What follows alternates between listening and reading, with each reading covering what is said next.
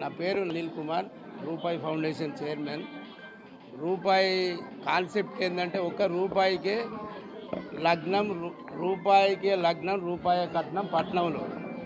పెళ్ళంటే 100 ఏళ్ల పంట, 100 పైసలకేనంట అవుతుంది జంట. ఏదైనా ఒక రూపాయి ఇవ్వాలని నా కోరిక.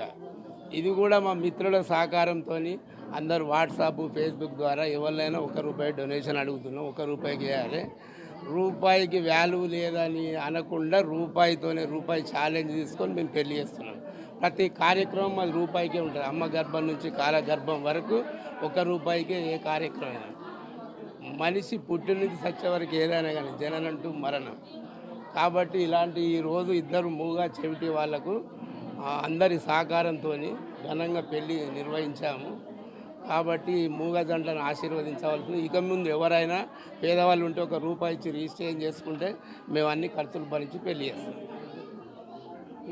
ఫౌండేషన్ ద్వారా 9వ పెళ్లి, అమ్మ ఫౌండేషన్ ద్వారా 108 పెళ్ళిళ్ళు కంప్లీట్ చేశాము.